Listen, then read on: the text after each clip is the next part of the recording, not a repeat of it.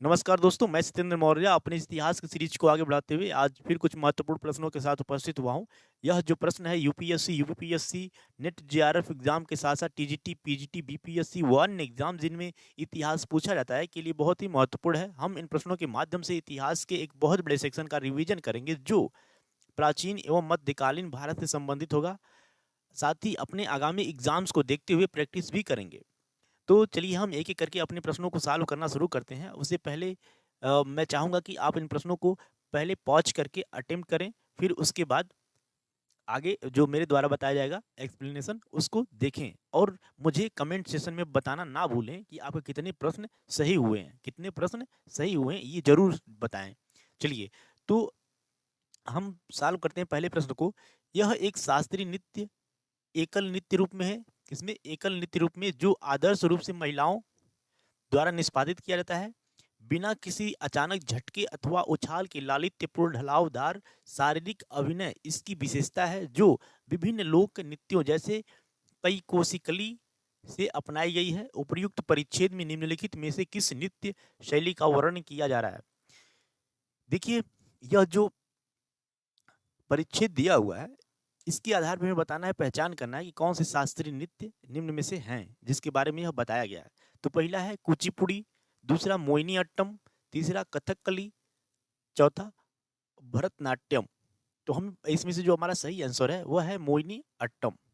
मोहिनीअट्टम, ये जितना परिच्छेद में बताया गया है ये सारे के सारे मोहिनीअट्टम के बारे में बताया गया है। मैं कुछ अलग से भी बताना चाहूँगा। देखिए, जो केरल का यह शास्त्रीय नृत्य है, ये क्या है? शास्त्रीय नृत्य है केरल का। इसमें भगवान विष्णु ने एक बार स्त्री का रूप धारण किया था, बहुत ही मोहिनी था ना, तो उसमें पूरा स्त्री का जो शक्तियों का प्रदर्शित किया गया था। भगवान विष्णु द्वारा जो स्त्री की शक्तियाँ होती हैं उसको प्रदर्शित किया गया था। बुराई पर अच्छाई की जीत, बुराई पर अच्छाई की विजय। तो वहीं से भगवान ने इसका नाम मोहिनी अट्टम पड़ा है। यह क्या है? पौराणिक कथा है जिससे मोहिनी अट्टम का नाम पड़ा है। चलिए, देखिए इसमें जो अभिनय होते हैं ना, जो महिलाएं, एक महिला क्या करती है? शास्त्रीय नृत्य करती है, दूसरी महिला कभी कभी वही महिला नृत्य भी करती है, वही गायन भी करती है, परंतु कभी कभी एक महिला नृत्य करती है तो दूसरी महिला अलग से उसका गायन करती है। देखिए, इसमें जो है अभिनय में ना सरपट द्वारा बल दिया जाता है तथा पंजों पर ऊपर और नीचे अभिनय होता है। समुद्र की जो लहरें उठती हैं, लहरों के जैसे नारियल के वृक्ष, ताड़, खेत में जैसे धान की फसलें लहराती है ना, उस तरह का कुछ मिलता जुलता ढलान जैसे शारीरिक अ, शरीर से क्या किया जाता है? प्रदर्शन किया जाता है, कुछ ऐसा ही। ठीक है, तो हमारा इसका सही जवाब क्या हो जाएगा? मोहिनी अट्टम। चलिए हम अपने अगले प्रश्न पे चलते हैं।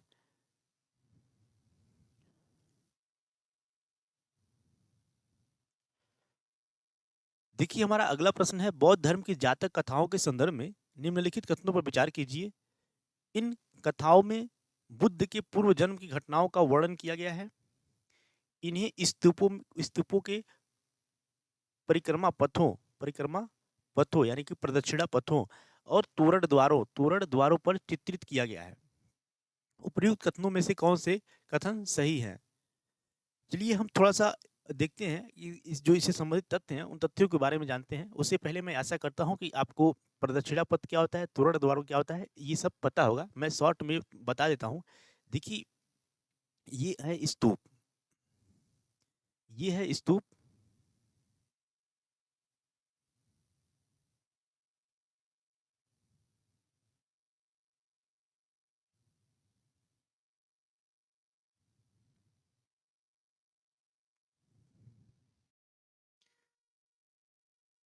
इसे बोलते हैं यष्टि, इसे बोलते हैं छत्रप, इसे बोलते हैं हर्मिका। देखिए, जिस तरह मंदिर का गर्भगृह होता है, सबसे पवित्र स्थल होता है मंदिर के भाग का, तो उसी तरीके से स्तूप में जो हर्मिका होता है, यह सबसे पवित्रतम स्थान होता है। यहाँ पे जो भगवान बुद्ध से संबंधित अवशेष है, उन्हें यहाँ पे रखा जाता है। ठीक है, अब देखिए इसे बोलते हैं अंड, और इसके चारों तरफ एक प्रदक्षिणा पथ होता है ना, कुछ ऐसे, और यहाँ पे कुछ एक ऐसे खड़ा होता है दीवार जैसा चारों तरफ। उसे बोलते हैं मेधी, सॉरी वेदिका बोलते हैं, इसे क्या बोलते हैं, वेदिका।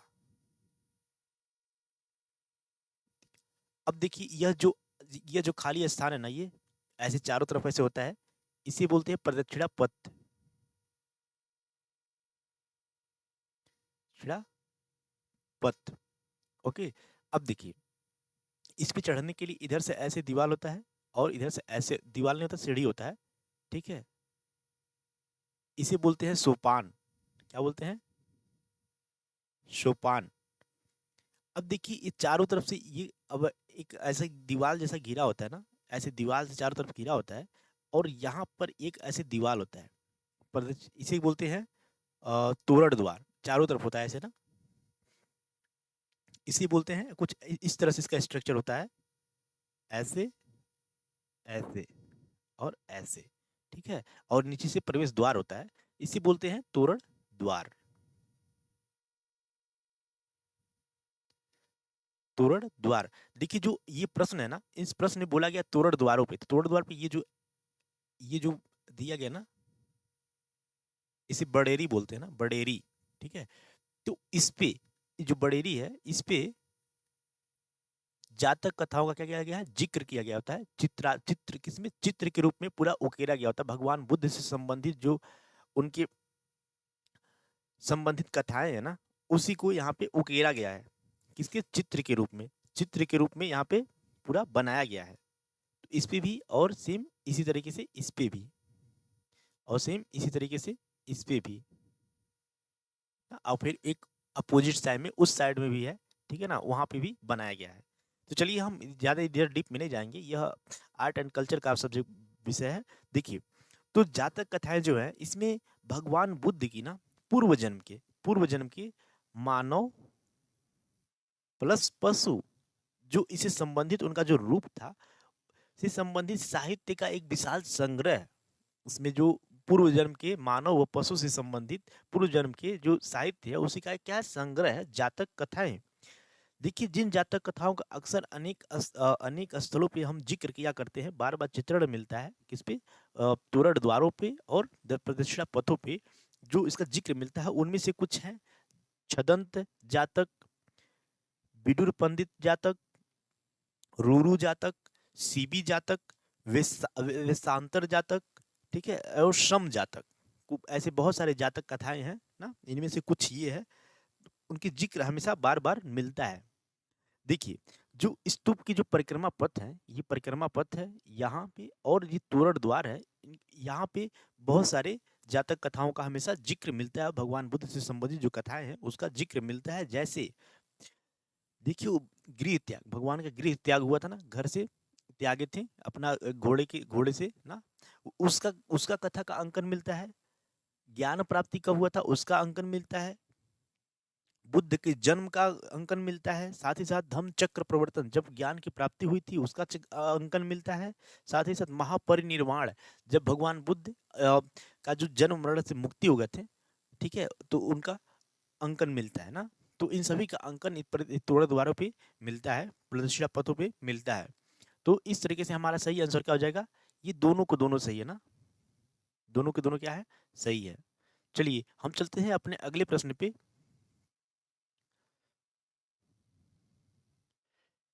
देखिए हमारा अगला प्रश्न है, निम्नलिखित में से कौन से कारकों ने गुप्त साम्राज्य के उदय एवं विकास में योगदान दिया, गुप्त साम्राज्य के उदय एवं विकास में योगदान दिया। घोड़ों के उत्कृष्ट उपयोग के साथ सशक्त सेना, उपजाऊ और लौह समृद्ध भीतरी प्रदेश, रेशम व्यापार के क्षेत्रों से निकटता। नीचे दिए गए कुट का प्रयोग कर सही उत्तर का चयन कीजिए, केवल एक और दो, दो और तीन, एक और तीन, एक दो और तीन, तीनों। चलिए हम तब एक एक करके अपने इससे संबंधित जो तथ्य हैं उन तथ्यों को जानते हैं, और फिर तथ्यों के आधार पर अपने इस प्रश्न का सही आंसर दिया जाएगा। देखिए जो गुप्त साम्राज्य था, गुप्त साम्राज्य से पहले कुषाणों का शासक था ना, कुषाण कुषाण कुषाण जो साम्राज्य था उन सब का शासक अ, उत्तर मध्य उत्तर उत्तर मध्य में क्या था, इनका शासन था कुषाण वंश का, ठीक है, जिसमें कनिष्क भी कुषाण वंश का ही शासक है। ठीक है। तो जो ये गुप्त शासक थे पूर्व में, जो प्रथम ज्ञात गुप्त शासक है वह है श्री गुप्त। क्या है? श्री गुप्त। इसे गुप्त वंश का संस्थापक भी माना जाता है। तो ये है श्री गुप्त, लगभग यह 275 ईस्वी के आसपास ना इस वंश की स्थापना किए थे। परंतु हम चलिए देखते हैं इसका जो वास्तविक संस्थापक है चंद्रगुप्त प्रथम ने ना 319 एडी में गुप्त संवत का शुरुआत किया था। गुप्त संवत, ठीक है। देखिए, तो ये रहा गुप्त साम्राज्य जिसके संस्थापक श्री गुप्त है। और ये क्या थे? कुषाण जो वंश था उसकी उन्हीं की कुछ एक शाखा थी, उसी में ये क्या एक लोग क्या थे? सामंत थे। ये क्या थे? सामंत थे, जो बहुत जल्दी सफलता प्राप्त करके एक अलग से साम्राज्य स्थापित किए जो गुप्त साम्राज्य के नाम से जाना गया। गुप्त साम्राज्य के नाम से जाना गया। देखिए, हम तो ये लोग लगभग 275 ईस्वी में इनकी स्थापना हुई और आगे चल के लगभग आई थिंक 2 सदी तक ये लोग, लगभग 2 सदी तक ये लोग अपना एक साम्राज्य स्थापित करके रखें। उसके बाद ये पतन की तरफ चले गए। देखिए, तो ये जो गुप्त साम्राज्य का उदय हुआ, उदय और विकास हुआ, उससे संबंधित कुछ कारक हैं। हम उस कारक के बारे में जिक्र करते हैं। पहला देखिए, जो कुषाण वंश था उसमें हाथियों का बहुत ही महत्व था। परंतु आगे चल के जब यह गुप्त साम्राज्य आया तो उसमें उन हाथियों की जगह पे अब घुड़सवारों का बहुत ज्यादा महत्व बढ़ गया। तो घुड़सवारों ने इनकी जो विजय हुआ करती थी उसमें बहुत ही महत्वपूर्ण भूमिका निभाई। आप इससे भी अंदाजा लगा सकते हैं कि गुप्त वंश के जो शासक थे काफी अधिक मात्रा में ठीक है, अश्वारूढ़ प्रकार की मुद्रा जारी किए थे ना। अश्वमेध यज्ञ भी किए थे काफी ज्यादा। तो कुछ यहाँ से भी अश्व की जो महत्वपूर्ण भूमिका है उसका अंकन मिलता है। यद्यप गुप्त शासकों में से बहुत सारे उत्कृष्ट और अद्वितीय रथ योद्धाओं के रूप में भी वर्णित किए गए हैं। जो गुप्त शासक हैं काफी अधिक मात्रा में, ठीक है, रथ योद्धाओं के रूप में भी वर्णित किए गए हैं। फिर भी उनकी जो मूल शक्ति थी घोड़ों के उपयोग पर ही निर्भर थी ना। बहुत ही अधिक मात्रा में घोड़ों के उपयोग पर निर्भर थी। और उनकी जो सेना की गतिशीलता थी वो भी घोड़ों से ही, काफी जो उत्कृष्ट घुड़सवार थे वही उसका आगे चल बढ़ चढ़कर बढ़ाने में महत्वपूर्ण भूमिका निभाते थे। ठीक है, तो इस तरह से घुड़सवार भी क्या हो जाएंगे? घुड़सवार भी सवार ना, घुड़सवार भी महत्वपूर्ण भूमिका निभाएं। देखिए, और आगे चलते हैं हम। जो इस समय आपको याद होगा, जो महाजनपद काल जो था 600 बीसी में, तो उस समय लोहे का प्रयोग बहुत अधिक मात्रा में होने लगा। वह क्षेत्र यही है आधुनिक मगध का जो क्षेत्र है ना, मगध मगध कहें तो पाटलिपुत्र, पटना, बिहार, ठीक है, वही सब क्षेत्रों में लोहे का भी प्रचुर मात्रा में उपयोग होता था। तो उसका कुछ प्रभाव इस पे भी पड़ा। देखिए, गुप्त को कुछ भौतिक लाभ भी प्राप्त हुए, उनमें से यह एक था लोहे का प्रयोग भी। और उनके संचालन का केंद्र भी क्या था? मध्य प्रदेश था। मध्य प्रदेश का उपजाऊ भूमि थी ना, जो आज का आधुनिक मध्य प्रदेश है, इसका बहुत सारे उपजाऊ भूमि। और बिहार, उत्तर प्रदेश शामिल थे। ये जो तीनों का क्या था, ये मिक्स रूप से यह तीनों का क्षेत्र शामिल था। इन्हीं सभी क्षेत्रों का जो उपजाऊ भूमि थी, और साथ ही यहाँ का जो, हाँ ये हम लिख दे रहे हैं ना, उपजाऊ भूमि,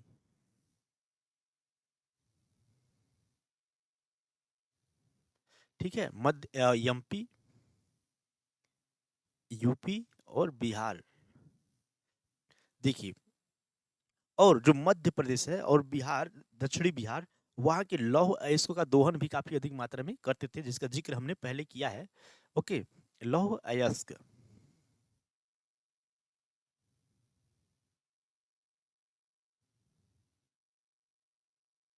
लौह अयस्क का प्रयोग।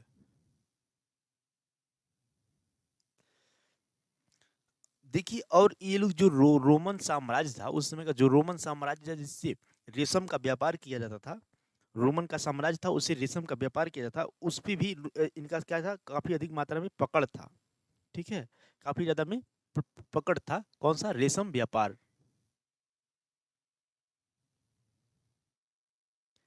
उस समय था ना सिल्क रूट। क्या था? Silk route. जो जो ये कौन से साम्राज्य थे? कुषाण शासक थे, कनिष्क। ये और जो मध्य एशिया है वहां से लेके जो उत्तर पश्चिमी भारत है, इस पूरे वाले क्षेत्र में यहाँ से लेके काफी लंबा चौड़ा ये अपना साम्राज्य स्थापित किए थे ना।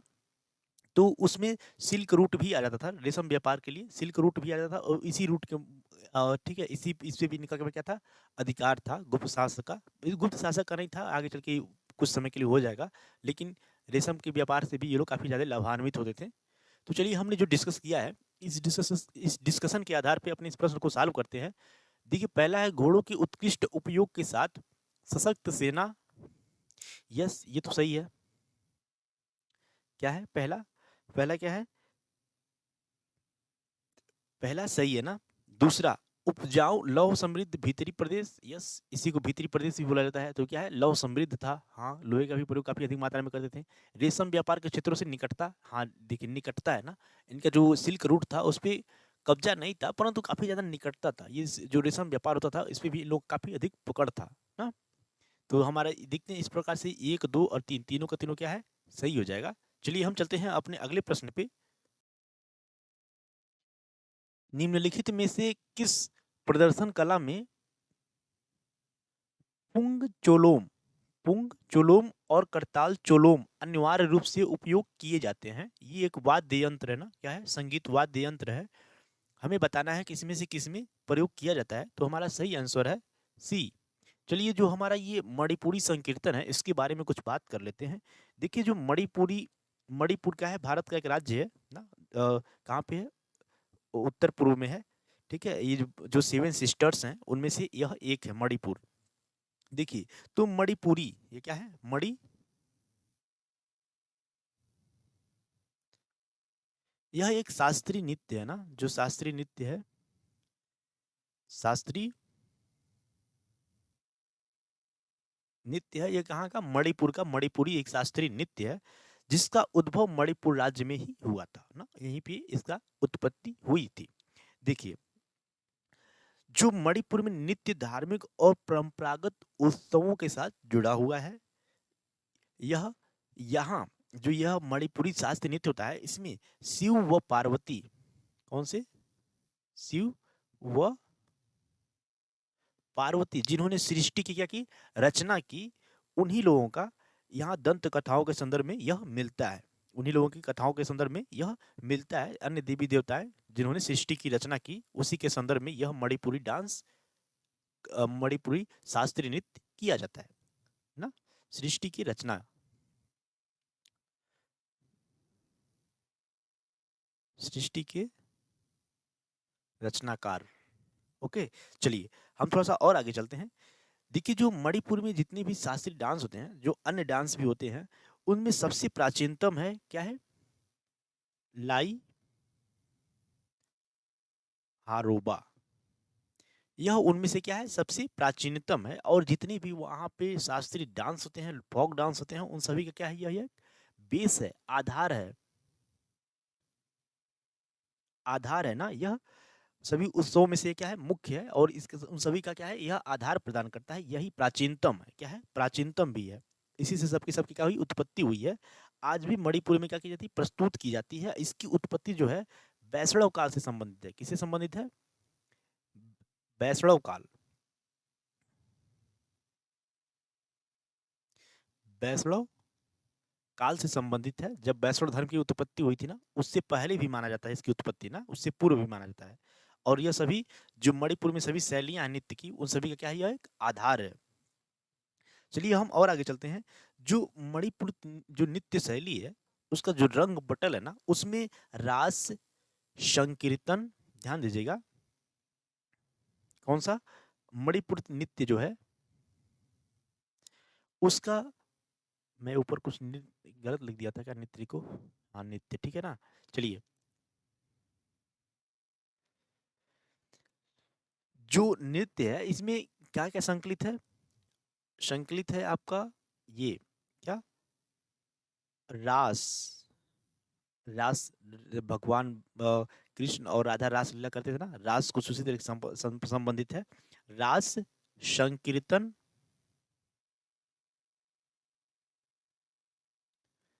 रास संकीर्तन और थंग ता, ठीक है, यह हमें लग रहा है जिस तरह से जो हमारे सिख समुदाय में तलवारबाजी किया जाता है ना, कुछ उसी से संबंधित यह भी है थंगटा ना। देखिए ये इसकी प्रसिद्ध रूप है, जो वहाँ के जो मणिपुरी नृत्य है उसकी राज संकीर्तन थंगटा क्या है, प्रसिद्ध रूप है उसी के, यह एक क्या है, रूप है जो। अब हम आगे और चलते हैं। जो मणिपुरी रास है उसमें राधा कृष्ण और गोपियां मुख्य पात्र होती है, मैं भी बताया ना, राधा कृष्ण और गोपियां क्या है, इसके मुख्य पात्र है। यही लोग मिलकर के ये जो रास है, इसका जो नृत्य है इसको फुलफिल करते हैं, पूरा करते हैं। देखिए जो जो मणिपुरी नृत्य है इसमें जो सामूहिक गायन है ना, सामूहिक गायन, इसमें क्या किया जाता है, सामूहिक गायन किया जाता है। सामूहिक गायन किया जाता है और नृत्य नृत्य से भी जुड़ा हुआ है, जिसे मणिपुरी संकीर्तन के नाम से जाना जाता है। इसे किया जाता है मणिपुरी संकीर्तन।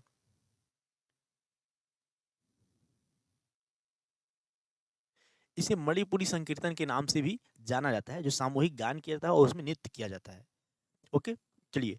तो पुरुष नर्तक, जो पुरुष नर्तक होते हैं वो नृत्य करते समय पुंग और करताल, ध्यान दीजिएगा, अब हमारा ये प्रश्न का जवाब यही मिलेगा। जो पुरुष नर्तक होते हैं ये ये लोग क्या बजाते हैं, देखिए पुंग वाद्य यंत्र है, पुंग और करताल।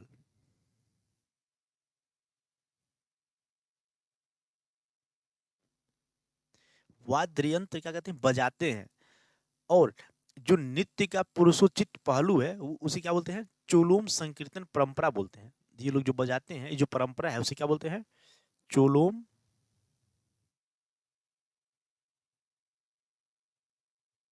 संकीर्तन परंपरा, चोलोम संकीर्तन परंपरा बोलते हैं। यह क्या है, उसी का एक भाग है, और जो सभी सामाजिक और धार्मिक त्योहारों पर क्या किया जाता है, बजाया जाता है। ठीक है, पुंग तथा और भी एक और भी इसी तरह का वाद्य यंत्र है जिसे क्या बोलते हैं, करताल, चोलोम। पुंग और करताल ना, ये दोनों अलग अलग क्या है, चोलोम है, जिसका जो पुरुष नर्तक है वो लोग बजाते हैं। जितने भी वहाँ पे अन्य जो धार्मिक समारोह हुआ करते हैं, धार्मिक त्योहार हुआ करते हैं, उन सभी में ये लोग ये वाद्य यंत्र बजाए जाते हैं। तो आशा करता हूँ हमारे इस डिस्कशन से आप ये समझ गए होंगे कि इसका सही जवाब क्या हो जाएगा, मणिपुरी, मणिपुरी संकीर्तन। ओके, चलिए तो फिर हम चलते हैं अपने अगले प्रश्न पे। प्राचीन काल के दौरान, कब, प्राचीन काल के दौरान दक्षिण भारत में, दक्षिण भारत में निम्नलिखित में से कौन से प्रकार के गांव पाए जाते थे, इनमें से कौन से प्रकार के गांव पाए जाते थे, कहाँ पे, दक्षिण भारत में। तो ध्यान दीजिएगा, ये विभिन्न प्रकार के क्या है, गांव है, उनके प्रकार हैं, और इनमें से कौन से प्रकार दक्षिण भारत में पाए जाते थे। तो उनमें वह एक ऊर, शभा, नगरम, ये तीन दिए हुए हैं और उसमें से बता रहा है कौन कौन से पाए जाते हैं। चलिए तो हम एक एक करके इन तीनों के बारे में जानते हैं। देखिए जो पहला है ऊर, यह दक्षिण भारत की जो तमिलनाडु वाला क्षेत्र है ना, दक्षिण भारत वही मुख्यतः तमिल दक्षिण में आता है ना, हालांकि जो गोदावरी, सॉरी नर्मदा और ताप्ती है, इसी वो जो विंध्यन पर्वत है इसके पीछे वाले भाग को क्या बोलते हैं, अ, दक्षिण भारत बोलते हैं। ठीक है, दक्षिण प्लेटो वही बोलते हैं। तो क्या हो जाएगा ऊर, यह एक क्या था, एक प्रकार का सामान्य गांव था। क्या था, सामान्य गांव था, सामान्य प्रकार का एक गांव था जिसमें कृषक जातियां निवास करती थी, खेती बाड़ी करने वाली कृषक जातियां निवास करती थी, और जो संभवतः आपस में सभी लोग क्या करते थे, समानता, सभी लोग एक समान थे, सभी लोग कृषि करते थे और समानता उन सभी में एक समानता भी थी। जो वहाँ पे गांव में निवास करते थे ऊर प्रकार के ना, ऊर प्रकार के जो गांव में निवास करते थे उन सभी में क्या थी, एक प्रकार से समानता थी। वहाँ पे एक ग्राम प्रधान होता था, जो गांव होता था उसका एक प्रधान होता था, ग्राम प्रधान, जो जो राजा महाराजा जो वहाँ के राजा होते थे, जो साम्राज्य होता था, जो टैक्स लगाते थे, उन सभी टैक्स को ये लोग क्या करते थे, जो प्रधान होता था उस अपने गांव का जो कर था उसका संग्रह करने के लिए उत्तरदायी था। यह उनसे कर का टैक्सेशन यानी कि कर संग्रह करता था और अपने ऊपर मतलब विभाग में भेज देता था। तो वहाँ पे क्या होता था, गांव होता था, ये जो ग्राम प्रधान वसूली का कार्य भी किया करता था। तो गांव की ओर से उसका भुगतान भी ग्राम प्रधान ही करता था। हालांकि वो कहाँ से प्राप्त करता था, जो कृषक वर्ग थे उन लोगों से। तो ये गांव मुख्य रूप से तमिलनाडु वाले क्षेत्र में था। कहाँ पे था? तमिलनाडु वाले क्षेत्र में था ना। अब देखिए, ये हो गया ऊर। दूसरा क्या है? सभा। देखिए, जो सभा प्रकार के गांव है, यह ब्रह्मदीय गांव, ब्रह्मदीय गांव जो ब्राह्मणों को दान में दिया जाता था। एक प्रकार से बोले उसे अग्रहार भी कहा जाता था ना, अग्रहार। ब्रह्मदीय गांव यानी ब्राह्मणों को अनुदान में दी गई भूमि, ब्रह्मदीय।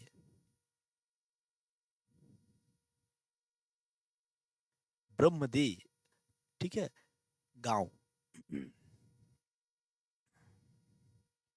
इसे हम क्या, और आगे चल के अग्रहार, ठीक है। तो ये ब्रह्मदीय और अग्रहार प्रकार की जो भूमि थी, वहां पे जो ब्राह्मण भूस्वामी थे, उनका व्यक्तिगत अधिकार प्राप्त होता था। ये ब्राह्मणों को दी गई भूमि होती थी, ब्राह्मणों को ही दान में दी गई भूमि होती थी। और वहां पे कुछ कृषक वर्ग भी उस पे क्या कहते हैं, ब्राह्मण, हालांकि उसके मालिक तो ब्राह्मण थे, परंतु उस पे कार्य करने के लिए अलग से कृषक भी वर्ग होता था। तो उन लोगों का भी ये लोग क्या था, एक समूह था, जिसे हम किसके नाम से जानते हैं? सभा के रूप में जानते हैं। जिनमें हम लोग किसे जानते हैं? सभा के रूप में जानते हैं। और यहाँ पे सभी जो अन्य जो गतिविधियां थी, सामूहिक रूप से निष्पादन किया जाता था ना यहाँ पे। लेकिन टैक्सेशन का काम कौन करेगा? ब्राह्मण करेगा, जो जिसको यह दान में दिया गया है, ठीक है। तो आप समझ पा रहे होंगे। तो ऊर और सभा, ये भी क्या है? ये भी दक्षिण में ही है ना। ये भी कहाँ पे है? दक्षिण में ही है, जहाँ पे ये दिया जाता ना। देखिए, मैं एक बात बताना चाहूंगा। जो सातवाहन वंश थे ना, सातवाहन वंश के जो शासक थे, वो काफी अधिक मात्रा में अग्रहार, ब्राह्मणों को ब्रह्मदेव, मतलब एक प्रकार से भूमि दान देने का प्रचलन ही उन्हीं लोगों ने शुरू किया था ना। तो हालांकि वो भी क्या थे, दक्षिण में वो भी सब थे। तो यह क्या है, सभा भी दक्षिण से ही संबंधित है। तीसरा क्या है? नगरम।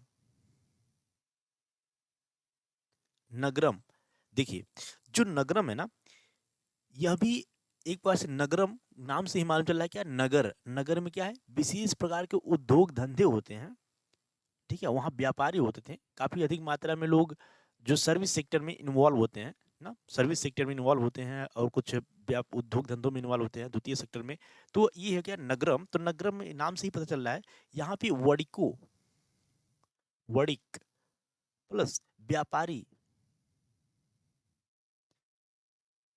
हम बोल सकते हैं जो श्रेष्ठी श्रेष्ठी होते हैं ना, जो निगम वगैरह ना, उन लोगों का एक संघ होता था ना। वो लोग आपस में यहाँ पे मिलकर ट्रेड वगैरह किया करते थे। उन्हीं लोगों का यहाँ पे प्रभुत्व होता था, उन्हीं लोगों का यहाँ पे क्या होता था? प्रभुत्व होता था, बसावट होता था एक प्रकार से। तो उसे हम क्या बोलते हैं? नगरम बोलते हैं। नगरम मतलब नगर।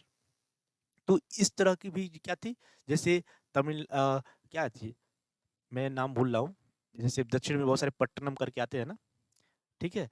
और पटना तो क्या था, वहाँ पे व्यापारियों का श्रेणियाँ हुआ करती थी, ठीक है। उन लोगों का वहाँ पे वर्चस्व हुआ करता था। बैंकिंग का काम वही किया करते थे, प्रशासन का भी कार्य वही वही लोग देखा करते थे, पुलिसिंग का भी कार्य वही लोग देखा करते थे ना। तो इस तरीके से ऊर, सभा और नगरम, तीनों की तीनों क्या है? दक्षिण से ही संबंधित है, दक्षिण भारत से ही क्या है? संबंधित है। तो हमारा कथन क्या हो जाएगा? एक, दो और तीन, तीनों का तीनों क्या हो जाएगा? सही हो जाएगा। तीनों का तीनों सही हो जाएगा। चलिए, तो आशा करता हूं आप समझ पाए होंगे ऊर, सभा और नगरम। चलिए, फिर चलते हैं अपने अगले प्रश्न पे। हमारा अगला प्रश्न है, वैशेषिक दर्शन। वैशेषिक दर्शन के संदर्भ में निम्नलिखित कथनों पर विचार कीजिए। यह परमाणुवाद पर आधारित है। किस पे? परमाणुवाद पर आधारित है। यह मानता है कि आत्मा और ब्रह्मांड पूर्णतः पृथक सत्ताएं हैं, पूर्णतः पृथक सत्ताएं हैं ना। यह सांख्य के संपूर्ण आध्यात्मिक मतों के साथ सामान्य रूप से सहमति रखता है। तो ये तीन कथन हुए, और क्या है? चार ऑप्शन है, केवल एक और दो, केवल दो और तीन, केवल एक और तीन, एक, दो और तीन, तीनों। तो हमें बताना है कि इसमें से कौन सही है।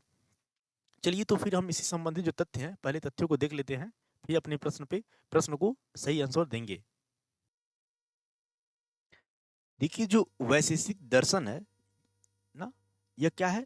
परमाणुवाद पर आधारित है। किस पे आधारित है? परमाणुवाद पर आधारित है, ठीक है। यह परमाणुवाद पर आधारित है, जिसमें जो ब्रह्म है, जिसमें आत्मा भी सम्मिलित है, ब्रह्म जिसमें आत्मा भी सम्मिलित है, की व्याख्या की गई है। देखिए, परमाणुवाद एक सैद्धांतिक दृष्टिकोण है जो किसी भी वस्तु को विशिष्ट, पृथक करने योग्य, विशिष्ट और पृथक करने, अलग अलग करने योग्य और स्वतंत्र प्राथमिक घटकों के रूप में विश्लेषण के माध्यम से निर्वचनीय या व्याख्या करने योग्य मानता है ना। अलग अलग घटकों के माध्यम से जो विश्लेषण कर करके उसकी व्याख्या करने के योग्य मानता है। आप मैं जब हिस्ट्री का जब अलग अलग लेक्चर लेकर आऊंगा तो उसमें जो दर्शन आएगा, वो दर्शन में वैशेषिक दर्शन के बारे में वहाँ पे काफ़ी डीप में डिस्कस इसका करूंगा, वहाँ पे विस्तृत चर्चा की जाएगी। बस आप यहाँ प्रश्न को हमें सॉल्व करना है, उतना ही समझना है। ओके, तो ध्यान दीजिएगा। तो इस आधार पर यह क्या है, परमाणुवाद पर आधारित है। तो इसका सही ऑप्शन क्या हो जाएगा, पहला क्या है, सही है। हम दूसरा का चेक करते हैं। देखिए, जो वैशेषिक दर्शन है यह सांख्य दर्शन की तरह ही मानते हैं कि जो आत्मा है, आत्मा पुरुष, और जो ब्रह्म है वो क्या है, प्रकृति। यानी पुरुष और प्रकृति क्या है, पूर्णतः पृथक पृथक सत्ताएं हैं। और यानी कि ब्रह्म और आत्मा दोनों अलग अलग क्या है, सत्ताएं हैं। प्रकृति अलग है और पुरुष अलग है ना। और जो इसमें दो ब्रह्म और आत्मा दोनों के अंतर जो है, अंतर वह क्या है, अंतर मुक्ति है। यानी कि जब हम मुक्ति पा लेते हैं तो प्रकृति अलग हो जाती है और पुरुष अलग हो जाता है। उससे क्या होता है, मुक्ति जो होता है, मुक्ति से ही हम उसे समझ सकते हैं। ठीक है, यानी मुक्ति में ही यह निहित है। ठीक है, ब्रह्म और आत्मा दोनों का जो अंतर है वह मुक्ति में निहित है। अगर हम मुक्ति को समझ लेते हैं तो ब्रह्म और आत्मा को भी समझ लेंगे ना। तो इस आधार पे यह मानता है कि आत्मा और ब्रह्मांड पूर्णतः पृथक सत्ताएं हैं। यह क्या हो जाएगा, ये भी सही हो जाएगा। जो देखिए तीसरा है, हमने डिस्कशन किया है कि आत्मा और ब्रह्म क्या है, अलग अलग हैं। तो उसके आधार पर यहाँ पे और ये क्या है, परमाणुवाद भी है, एक प्रकार से भौतिकवादी भी है। तो यहाँ पे आध्यात्मिक मतों के साथ समान रूप से सहमति रखता है। तो सीधे अगर ये दोनों अगर सही है तो ये गलत हो जाएगा, अगर ये सही होता तो ये दोनों गलत हो जाना चाहिए ना, क्योंकि अपोजिट काफी आध्यात्मिक इसमें आ जा रहा है ना। तो ये क्या है, ये हो जाएगा गलत ना। तो इस आधार पर हम देखते हैं हमारा ऑप्शन क्या हो जाएगा, 1 और 2 दोनों क्या है, सही है। 1 और 2 ऑप्शन ए सही है ना। 1 और 2 दोनों क्या है, सही है। चलिए हम चलते हैं अपने अगले प्रश्न पे। देखिए, अगला प्रश्न है, निम्नलिखित में से संगीत के कौन से स्वरूप कर्नाटक संगीत से संबंध है। ठीक है, संगीत के कौन से स्वरूप कर्नाटक संगीत से संबंध है। तिल्लाना, टप्पा, तनम। नीचे दिए गए कुट हैं, इससे संबंधित जो कुट दिए हुए हैं उसमें से हमें सही ऑप्शन चुनना है। तो चलिए, जो तिल्लाना है, टप्पा है और तनम है, और जो कर्नाटक संगीत से संबंधित कुछ शॉर्ट में हम लोग साक्ष्य को समझेंगे। देखिए, जो भारतीय शास्त्रीय संगीत है ना, उसको 2 भागों में बांटा गया है। पहला, 2 परंपराओं के आधार पर 2 भागों में बांटा गया है। दक्षिण भारत में प्रचलित कर्नाटक संगीत,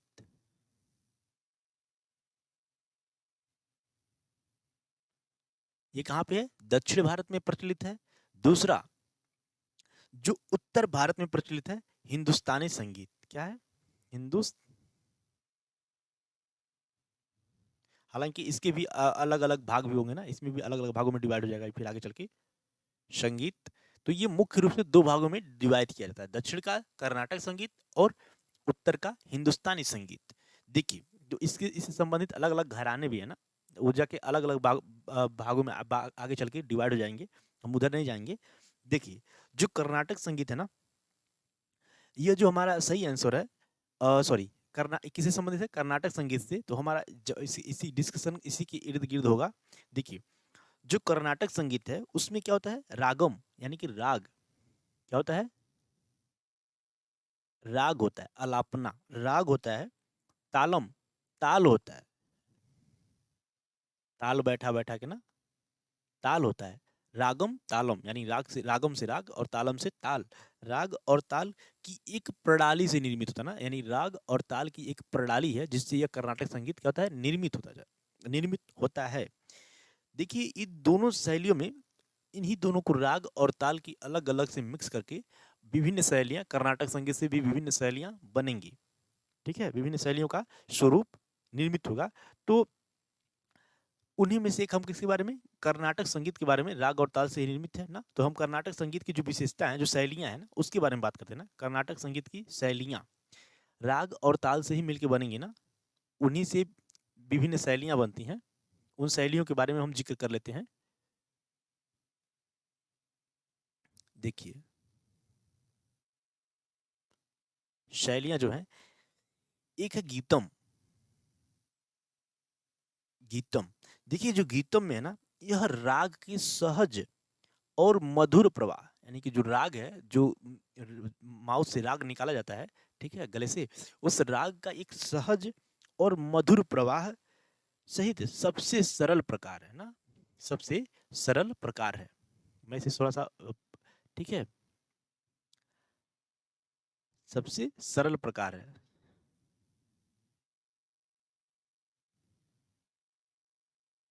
क्या है, सहज और मधुर ना। तो गीतम ये हो गया।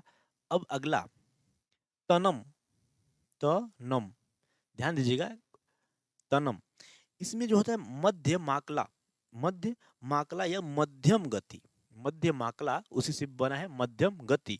मध्य माकला कहें या मध्यम गति बोले, तो यह है मध्यम गति में राग अल्पना। मध्यम गति यानी कि जो इसमें सरल गति था उसमें थोड़ा सा बढ़ा दिया गया है, तो इसमें क्या जाएगा, मध्यम गति आ जाएगा। मध्यम गति में राग अल्पना किया जाता है, यानी राग को अल्पना किया जाता है, निकाला जाता है। और देखिए बोधगम्य लय होता है, एक लय होता है, बोधगम्य में लय होता है। आकर्षण, आकर्षक पद्धतियों का पालन करते हुए संगीत का लयात्मक प्रवाह होता है, संगीत का लयात्मक प्रवाह होता है। और ध्यान दीजिएगा, तनम गायन को राग का सर्वाधिक आकर्षक भाग बना देता है। जो तनम है यानी कि जो गाना गाने का एक पद्धति है ना, गाना गाने की पद्धति नहीं बोलेंगे, इसमें जो क्या है, एक शैली है, उस शैली में इसे क्या बना देता है, जो तनम है इसे बहुत ही आकर्षक बना देता है। ओके, तो हम चलते हैं अपने अगले पे। अगला है तिल्लाना। तिल्लाना, ये सभी सभी शैलियां किसी हैं, कर्नाटक शैली के ही भाग हैं, गीतम, तनम, तिल्लाना। देखिए तिल्लाना भी, यह भी एक मुख्यतः एक नृत्य शैली है, मतलब जो गायन होगा उसमें एक नृत्य भी इसमें जुड़ जाएगा, तो ये नृत्य शैली है। किंतु तेज और आकर्षक संगीत होता है ना इसमें, नृत्य के साथ साथ तेज यानी चिल्ला चिल्ला करके तिल्लाना। देखो नाम से ही लग रहा है तिल्लाना मतलब चिल्लाना ना, ठीक है, अब हालांकि वो लॉजिक नहीं है, ठीक है। तो तिल्लाना यानी कि चिल्ला करके तेज और आकर्षक संगीत होता है। कैसे होता है, तेज प्लस आकर्षक संगीत होता है। तेज वो आकर्षक संगीत होता है कि कारण इसे कभी कभी गोष्ठी संगीत भी कहा जाता है, नाचना फिर गाना, गोष्ठी संगीत, इसे गोष्ठी संगीत भी कहा जाता है, तिल्लाना को गोष्ठी। ध्यान दीजिएगा, तो इसमें तेज प्लस आकर्षक होता है, जो गाना होता है, गायन किया जाता है, इसी कारण इसे, इसमें नृत्य भी जुड़ा होता है, इसी कारण इसे गोष्ठी संगीत भी कहा जाता है। चलिए हम चलते हैं फिर अपने अगले भाग पे, इसी को, इसी के अगले भाग पे। तो तिल्लाना ये हो गया ना। अब देखिए अगला है सुलादी, अगला है सुलादी।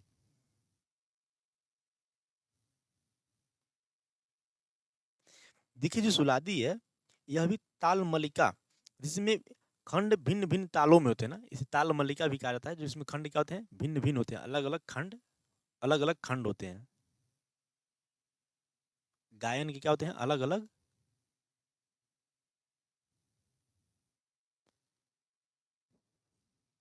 खंड होते हैं, उसमें खंडों में यह गायन किया जाता है ना। ओके, तो चलिए हम जो अपना प्रश्न है इसके डिस्कशन के आधार पे उसे देख लेते हैं।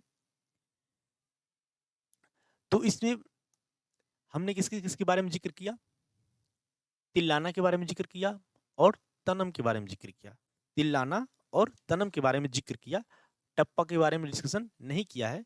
तो इस आधार पे हम देखेंगे, तो ऑप्शन एक और ये तीन, एक और तीन क्या हो जाएगा, सही हो जाएगा, तो ऑप्शन सी सही हो जाएगा, ऑप्शन सी सही हो जाएगा। हमसे क्या पूछा है, सही उत्तर चुनिए।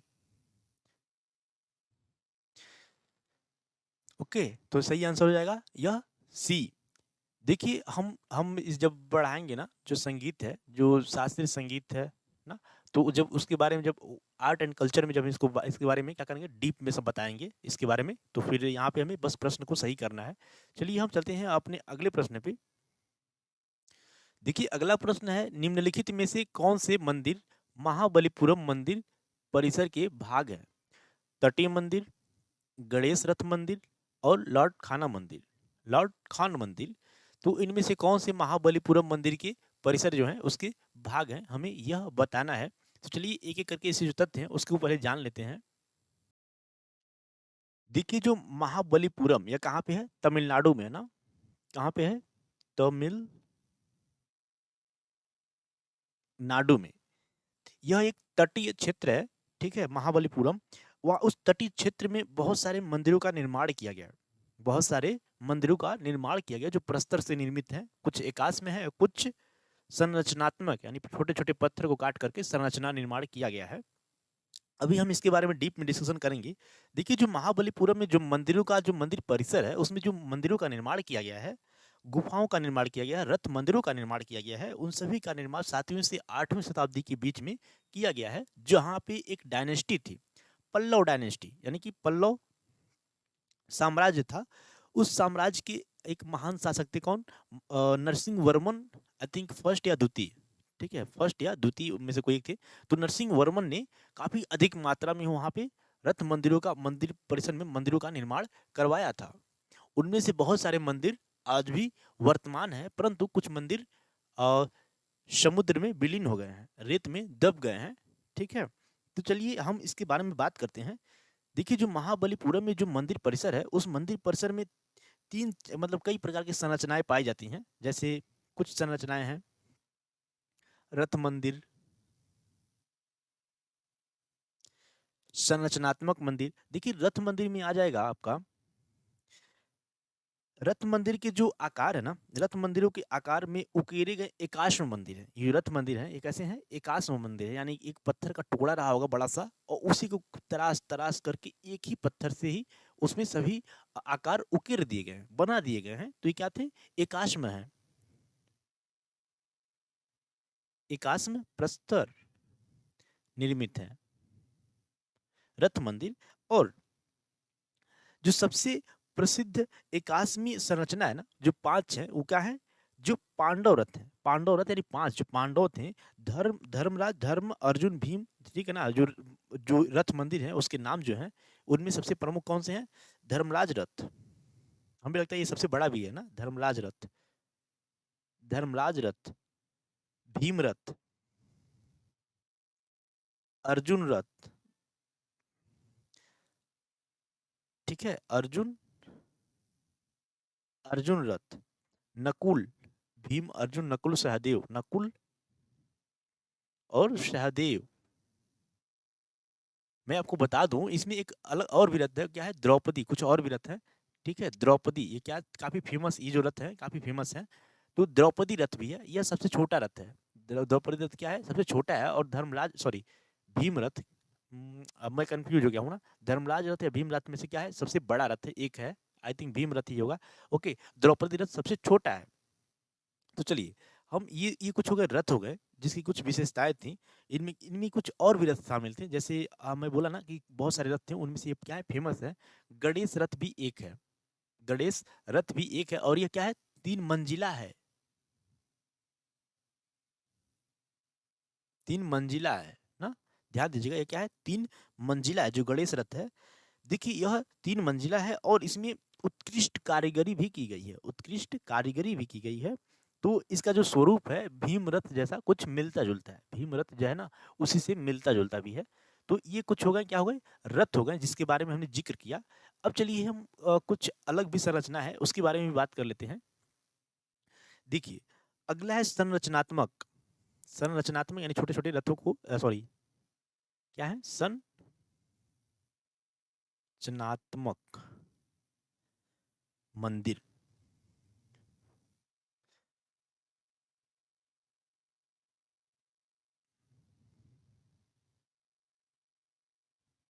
ये संरचनात्मक मंदिर हैं जो छोटे छोटे प्रस्तर से काट करके संरचना का निर्माण, बड़े बड़े संरचना का निर्माण किया गया है।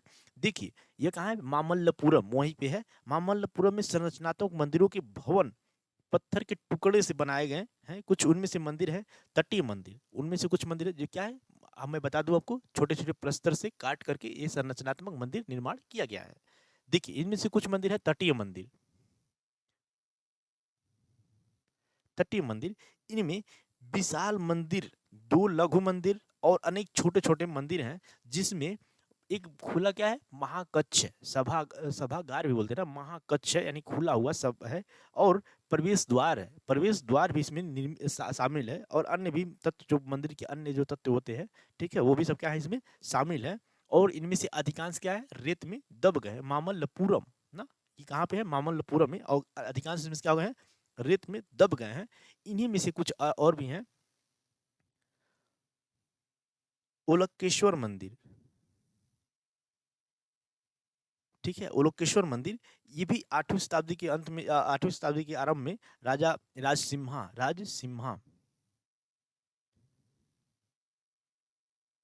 राज सिम्हा द्वारा यह निर्मित कराया गया था। हम इधर ज्यादा डीप में नहीं जाएंगे। और किसी ग्रेनाइट से निर्मित है ना, किसी ग्रेनाइट, पत्थर का ही प्रकार है ग्रेनाइट, एक पत्थर है ना ये ग्रेनाइट, ठीक है, उसी से यह निर्मित है, ग्रेनाइट से। चलिए हम चलते हैं और आगे। तो इसी की जो ये अवलोकेश्वर मंदिर है ना, इसी मंदिर की दीवारों पे जो रामायण से संबंधित बहुत सारे कथानक हैं, कथा है, जैसे रावणानुग्रह, ठीक है, रावणानुग्रह इसी में शामिल है, रावणानुग्रह, दक्षिण मूर्ति,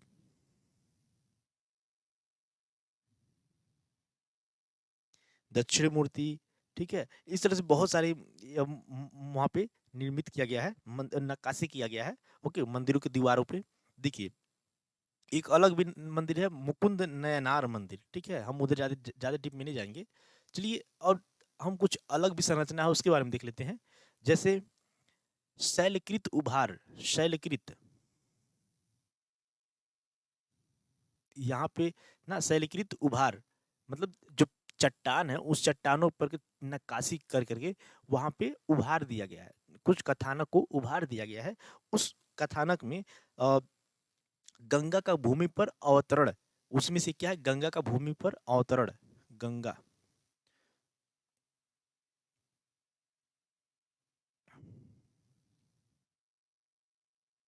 अवतरण, यहीं पे ना जो ये शैलकृत है, यानी कि जो शैलकृत क्या है, उभार है, जो चट्टानों पे उकेरा गया है, वहीं पे एक अर्जुन की तपस्या भी है, क्या है, अर्जुन की तपस्या है, और साइड में दो हाथियां हैं जो उन पे जल मतलब उनके ऊपर ऐसे अपने सूंड से गिरा रही हैं, ठीक है। तो वहाँ पे अर्जुन का तपस्या है, ऐसा माना जाता है कि उसमें गंगा का भूमि पर अवतरण किया जा रहा है, यानी कि उनका तपस्या कर रहे हैं और स्वर्ग से गंगा को कहाँ पे ला रहे हैं, भूमि में ला रहे हैं, यही कथानक यहाँ पे उकेरा गया है ना। ऐसे बहुत सारे कथानक है जो वहाँ पे उकेरा गया है। जो अर्जुन की तपस्या है उसे भागीरथ की तपस्या भी कहा जाता है, गंगा से स्वर्ग से पृथ्वी को लाने का ना उनका प्रयास किया जा रहा है। किरातार्जुनियम, किरातार्जुनियम कथा ना, और भी ऐसे बहुत सारे कथानक है, महाभारत के अर्जुन द्वारा उस शस्त्र को प्राप्त करना, ठीक है, बहुत सारे ऐसे कथानक वहाँ पे उकेरा गया है, हम काफी ज्यादा डीप में हो जाएगा। लेकिन कुछ हम और बात कर लेते हैं, गुफा मंदिर भी है, कैसे हैं, गुफा मंदिर भी हैं। देखिए उन गुफा मंदिर में, देखिए मैं ये बता रहा हूँ इसलिए कि मैंने जो मंदिर वास्तुकला पढ़ा है, ठीक है, एमए में, तो इसलिए ओके चलिए इसे छोड़ते हैं हम। तो ये क्या है, वराह गुफा, यहाँ पे क्या पाया जाता है, वराह, वराह गुफा, कोटिल गुफा, कोटि कोटिल गुफा, धर्मराज गुफा, रामानुज गुफा, इस तरह की बहुत सारी गुफाएं भी वहां पे प्राप्त होती हैं। देखिए हम कुछ और बता दें, जैसे एक अलग से हम डिस्कस करना चाहेंगे, लॉर्ड खान मंदिर है ना, जो ठीक है, लॉर्ड खान मंदिर है, यह चालुक्य शासकों द्वारा बनवाया गया था, चालुक्य शासकों द्वारा लॉर्ड खान मंदिर, इसका हम ऊपर ही डिस्कस कर देंगे, अभी जब प्रश्न को सॉल्व करेंगे तब। चलिए छोड़िए इसे ना। देखिए, तो इस तरह से हम देखते हैं तटी मंदिर ये कहाँ पे है, जो उसका महाबलीपुरम मंदिर परिसर है ना, इसमें हमने तटी मंदिर के बारे में जिक्र किया है। तटी मंदिर के बारे में जिक्र किया है, तो ये भी क्या है, शामिल है। गणेश रथ, अभी हमने यहाँ पे उसका जिक्र किया ना, तो 3 मंजिला है गणेश रथ, इसके बारे में डिस्कस किया। देखिए जो लॉर्ड खान मंदिर है ना, यह मंदिर चालुक्य शासकों द्वारा निर्मित है। किसके द्वारा? चालुक्य, चालुक्यों द्वारा यह क्या किया है, निर्मित किया गया है। और यह एक शिव मंदिर है। कैसा मंदिर है? शिव मंदिर है। देखिए जो शिव को समर्पित है, और यह जो हिंदू है, जो मंदिर है, हिंदू मंदिर, प्राचीनतम हिंदू हिंदू मंदिरों में से यह एक है, लॉर्ड खान मंदिर, जो कर्नाटक राज्य में ना, कर्नाटक में कहाँ पे, कर्नाटक राज्य में जो एहोल है, एहोल, एहोल में जो स्मारक में यह स्थित है। एहोल में जो स्मारक मंदिर, बहुत सारे मंदिर है, उन्हीं मंदिरों पर, उन्हीं मंदिर परिसर में से एक लॉर्ड खान मंदिर भी है, जो एहोल में स्थित है, कर्नाटक में स्थित है, और तमिलनाडु क्या है, बहुत दूर स्थित है। तो क्या है, दोनों अलग अलग है ना। तो इस तरह से लॉर्ड खान मंदिर जो महाबलीपुरम मंदिर परिसर है, उसका भाग नहीं है। ध्यान दीजिएगा, उसका भाग नहीं है। तो हमारा सही ऑप्शन क्या हो जाएगा, 1 और 2, ऑप्शन ई। ऑप्शन ए क्या हो जाएगा, सही हो जाएगा। चलिए हम चलते हैं अपने अगले प्रश्न पे। देखिए हमारा अगला प्रश्न है, भारत के इतिहास के संदर्भ में निम्नलिखित युग्मों पर विचार कीजिए। कुछ शब्द दिए हुए हैं और उसके विवरण दिए हुए हैं, जैसे मुविंद वेलन, मुविंद वेलन, और उसके विवरण क्या है, 3 राजाओं को सेवा प्रदान करने वाला किसान, 3 राजाओं को सेवा प्रदान करने वाला किसान। 72 ग्राम प्रधान, यानी कि शब्द दिए हुए हैं और उसका कुछ अर्थ है, उससे संबंधित विवरण दिया हुआ है, उसके बारे में बताना है कौन से सही सुमेलित है। 72 ग्राम प्रधान, अंतपुर राज परिवार, अंतपुर राज परिवार, अंतपुर मतलब अंतः मतलब अंदर का, पुर पुर मतलब जो आई थिंक पुर, जैसे जगदीशपुर ना, कुछ चौराहे टाइप का होता है ना पुर, ठीक है, वहां पर से पुर बोला जाता है। ठीक है, तो ये क्या हुआ, अंतपुर, गांव, गांव में लगाया होता है ना पुर, शहर में या गांव में, ठीक है, ऐसे कुछ अर्थ निकलता है। अभी देखते हैं इसके बारे में क्या होता है। तो राज ये क्या इससे संबंधित है, हमें इसमें से कौन सुमेलित है उसके बारे में डिस्कशन करना है। तो चलिए जो इस जो शब्द दिए हुए हैं, इसके इससे संबंधित जो तथ्य हैं, उन तथ्यों को देखते हैं, फिर प्रश्न को अपने सॉल्व करेंगे। देखिए दक्षिण में, यानी कि दक्षिण भारत में जो ये मूवेंद वेलन शब्द है ना, इसके बारे में हम जिक्र करेंगे। उस जिक्र करने से पहले कुछ उसका हम बेसिक है उसको जानते हैं। जैसे चोल साम्राज्य, उस समय का क्या था, चोल साम्राज्य, उसी से संबंधित है। इस चोल साम्राज्य में एक अलग से उर, उर शब्द का प्रचलन था, प्रचलन है, ताकि उर को हम किस किस लिए हम जानते हैं, उर शब्द का अभी हमने ऊपर डिस्कशन किया ना, वहां पे कृषकों का क्या होता था, संघ रहता था। तो किसानों की ये क्या थी, बस्तियां थी। अभी हम उस शब्द पे आते हैं, किसानों की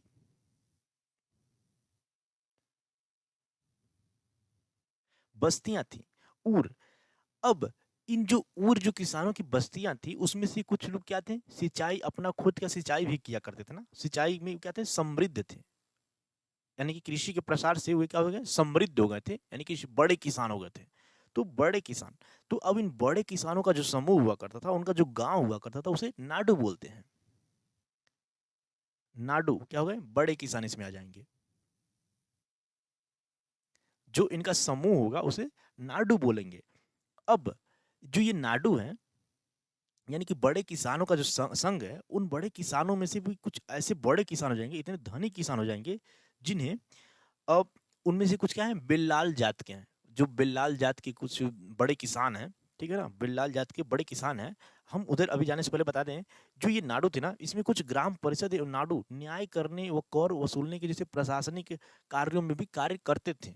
ये नाडु बड़े बड़े किसान थे, यह न्याय करने और कर वसूलने जैसे राजा की सहयोगी ना, प्रशासनिक में भी ये लोग साथ देते थे। किसमें, कर वसूलने न्याय में, आदि में भी ये लोग क्या करते थे, राजा का हेल्प करते थे। अब हम आते हैं अपने प्रश्न की तरफ। देखिए जो इसमें से कुछ विल्लाल जात के किसान थे वो बहुत ही धनी हो गए थे ना, ठीक है, संपन्न परिवार से थे, वो काफी धनी मनी हो गए थे। तो ऐसे किसानों को जो धनी किसान थे उन्हें केंद्रीय चोल सरकार की देखरेख में नाडु के कामकाज में अच्छा खासा नियंत्रण हासिल था। मतलब ये लोग, अभी मैंने बताया ना, नाडु, इनमें अच्छा खासा कर न्याय आदि में अच्छा खासा अनुभव हासिल था।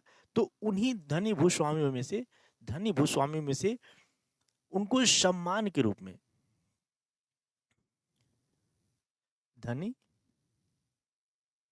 स्वामियों को, जो जो इसमें जो राजा के कार्यों में सहयोग करते थे, उनको सम्मान दिया जाता था कि इनके जो चोल शासक हुआ करते थे उनके द्वारा ना सम्मान दिया जाता था। उन्हीं सम्मान में एक क्या था, मुविंदवेलन सम्मान दिया जाता था। याद रखिएगा हमने जो ऊपर शब्द दिया ना वो क्या है, सम्मान सूचक शब्द है, जिसका नाम क्या है, मुविंद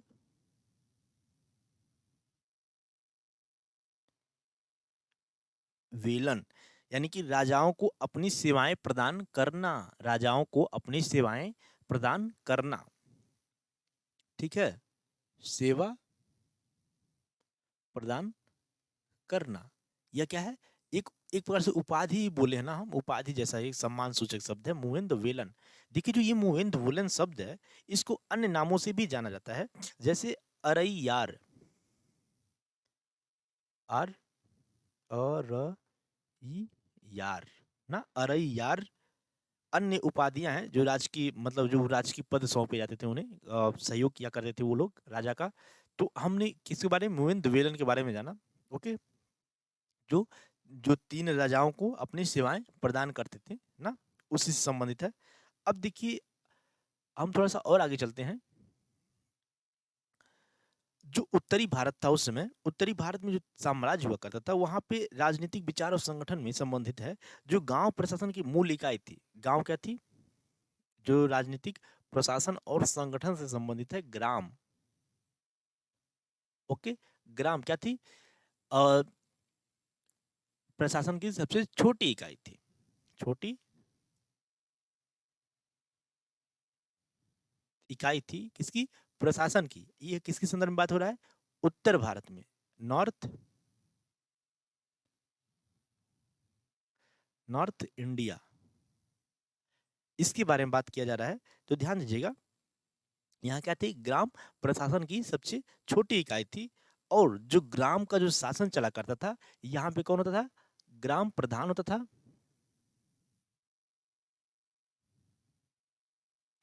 क्या होता था, ग्राम प्रधान होता था।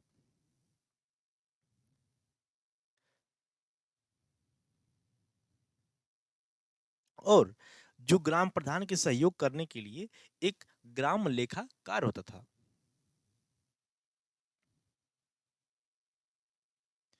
दोनों के सहयोग से ग्राम की प्रशासन और कर को संग्रह करना आदि में सहयोग दिया जाता था। देखिए जिनके पद क्या थे, वंशानुगत थे, सामान्यतः क्या थे, पद वंशानुगत थे। और वो जो इनको जो वेतन का भुगतान दिया जाता था ना, इन दोनों लोगों को वेतन का भुगतान किससे देता था, एक कर मुक्त भूमि दे दी जाती थी, उसी से ये लोग अपना वेतन प्राप्त करते थे एक प्रकार से ना। वहाँ पे जो कर मुक्त जो भूमि मिली होती थी, उसी से जो इनको जो आय प्राप्त होता था, वही इनको मतलब एक वेतन स्वरूप वही था, इनको प्राप्त होता था ना। ध्यान दीजिएगा, जो गांव के कुछ बुजुर्ग लोग होते थे ना, जो गांव के बुजुर्ग लोग होते थे, अनुभवी लोग होते थे, वही लोग इनकी सहायक की भूमिका निभाते थे एक बार से। वो लोग जो ग्राम प्रधान का कर्तव्य होता था, उसके जो निर्वहन होता था, उसमें इसमें सहायक की भूमिका निभाते थे। कौन लोग, बुजुर्ग लोग, बुजुर्ग लोग सहायक की क्या करते थे, भूमिका निभाते थे, उन्हें एडवाइस सलाह दिया करते थे। तो इन्हीं लोगों को क्या बोला गया, ग्राम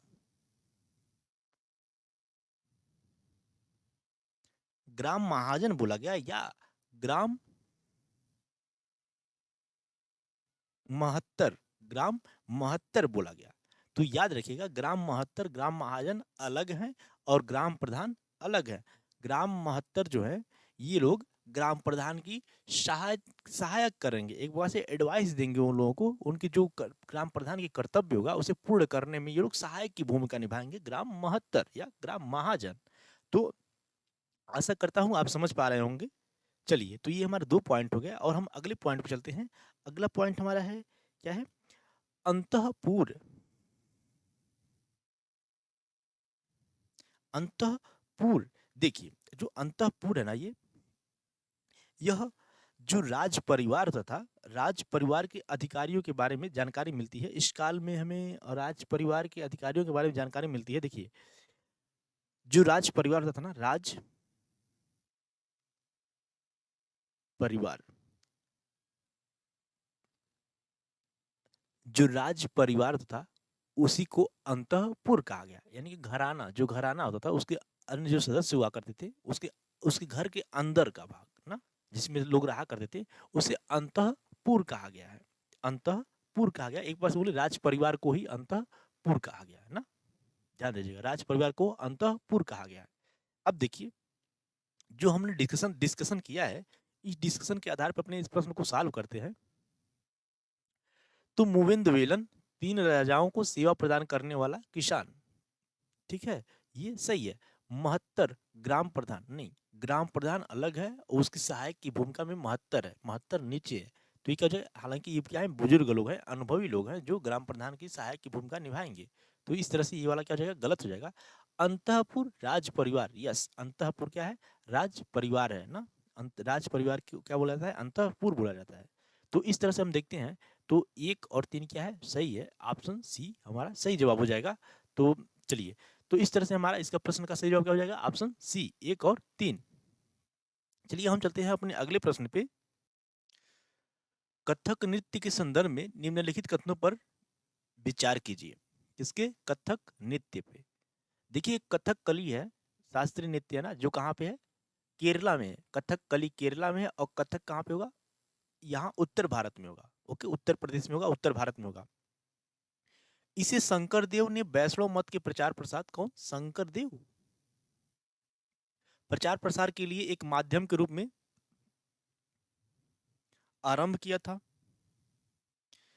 यह हिंदुस्तानी संगीत से जुड़ा एकमात्र शास्त्रीय संगीत है, शास्त्रीय संगीत है।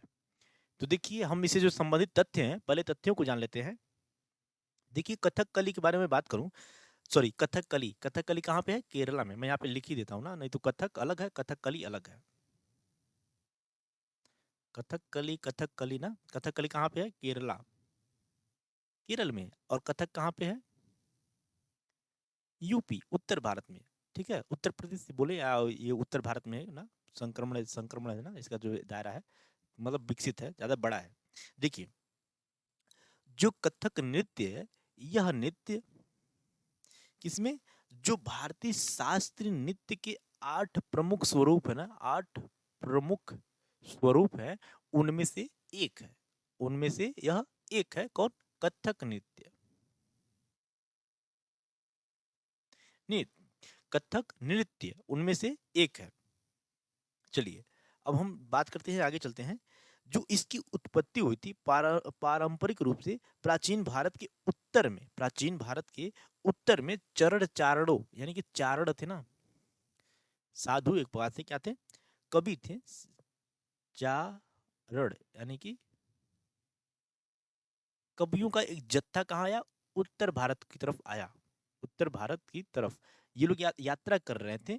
तो उन्हीं से ही इनकी जो कहानी के जो कथाकार हैं, वो यही चारण या कवि लोग थे, जिन्होंने यहाँ पे उत्तर भारत में इस कथक नृत्य का विकास किया था। ओके, तो कथाकार लोग कौन है, यही कहानीकार लोग हैं, कौन, कवि और चारण लोग हैं, जो उत्तर भारत में यात्रा कर रहे थे उस समय, प्राचीन काल में। अब देखिए, जो शंकर देव हैं, शंकर देव का संबंध जो है असम में है, शंकर देव का जो संबंध है असम से है। मैं यहाँ पे इसकी डिस्कस कर दे रहा हूँ। देखिए, जो ये शंकर देव हैं, इनका संबंध कहाँ पे है, असम से है। ये उत्तर भारत में नहीं, असम कहाँ पे, उत्तर पूर्वी भारत में है, असम से है। और ये शंकर देव वैष्णव संत के क्या थे, यह एक वैष्णव संत के अनुयायी थे। कौन से, वैष्णव संत थे और सुधारक भी थे, धर्म सुधारक भी थे। देखिए, जिन्होंने वैष्णव धर्म के प्रचार करने के लिए सत्रिया, फोक डांस है ना, सत्रिया, सत्रिया नृत्य की एक शक्तिशाली माध्यम के रूप में आरंभ किया था। इसमें कौन किया था? शंकर देव,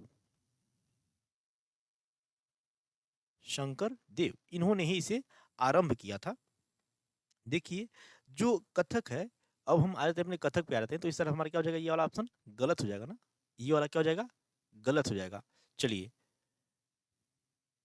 हम कथकली, कथक के बारे में बात कर रहे थे, कथकली अलग है, कथक के बारे में बात कर रहे थे। कथक जो है भक्ति आंदोलन के दौरान विशेष रूप से हिंदू भगवान, कौन से? कथक,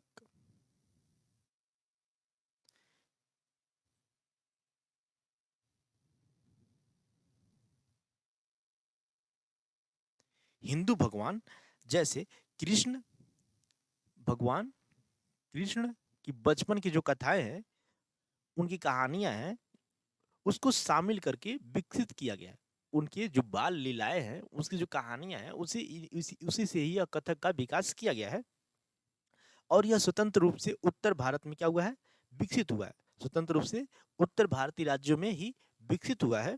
अब देखिएगा, जो कथक कली है, सॉरी, जो कथक है, यह कथक अलग अलग स्वरूपों में क्या है? विकसित हुआ है। अलग अलग स्वरूपों में क्या हुआ है? विकसित हुआ है। देखिए,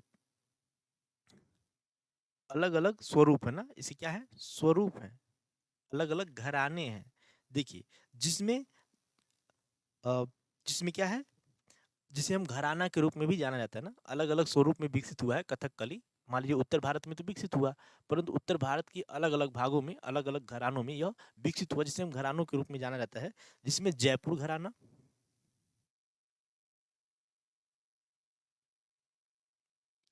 एक प्रकार से बोले दरबार, दरबारी भी है ना, दरबार जो राजाओं का दरबार लगता था, उसमें यह डेवलप हो रहा था। तो जयपुर घराना,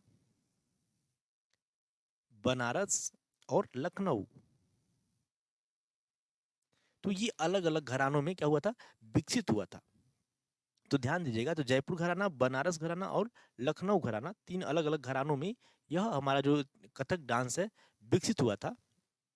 अब देखिए, तो हम इसकी जो विशेषताएं हैं, जो कथक की विशेषताएं हैं, उसके बारे में बात कर लेते हैं। अब जो अलग अलग है, ये अलग अलग टॉपिक हो गए ना, कथक जयपुर घराना, बनारस घराना, लखनऊ घराना, ये अलग अलग हो गया। परंतु जो हमने कथक है, जो समग्र रूप से कथक है, उसकी विशेषताएं देख लेते हैं। विशेषताएं, विशेषताएं, ठीक है। देखिए, यह लयबद्ध पाँव की गति पर बल देता है, पाँव की गति पर बल देता है। मैं लिखूंगा नहीं, बस इसे ओरली सुन लीजिए। लयबद्ध पाँव की गति पर बल देता है और घुंघरुओं से सुसज्जित होता है। पाँव में घुंघरू बंधे होते हैं, घुंघरू। और संगीत, संगीत के साथ सामंजस्य स्थापित किया जाता है। जो कलाकार होता है, पाँव में घुंघरू बांधा रहता है, डांस करता है, और जो संगीत होता है, संगीत कोई गायन करता है, उसे वो सामंजस्य स्थापित करता है। और पाँव और धड़ आमतौर पर सीधे होते हैं। जो पैर है और धड़ है, वह क्या होता है? सीधा होता है। कहानी को विकसित शब्दावलियों के माध्यम से, जो कहानी है उसको विकसित शब्दावलियों के माध्यम से जो डांस करने वाला है, वह हस्त मुद्रा, हाथ की मुद्राओं से ऊपरी शरीर, ऊपर का जो शरीर का ऊपर का भाग है, उसकी गति से चेहरे के भाव, चेहरे पे भी प्रदर्शन करता है ना, भाव प्रदर्शित करता है। चेहरे के भाव से गर्दन की गति, गर्दन को भी गति करके उसकी प्रदर्शन करता है। और आंख के जो भाव हैं, उसका भी प्रदर्शन करता है। ध्यान दीजिएगा, कौन? कलाकार जो डांस कर रहा है। रंगमंच संबंधी गतिविधियां, जो रंगमंच है, जो मंच है, उसकी उससे भी तालमेल स्थापित करता है। और झुकाव, अपने शरीर का झुकाव और मोड़ के आधार पर अपने इसमें कथक का प्रदर्शन करता है। कौन? कलाकार। ध्यान दीजिएगा।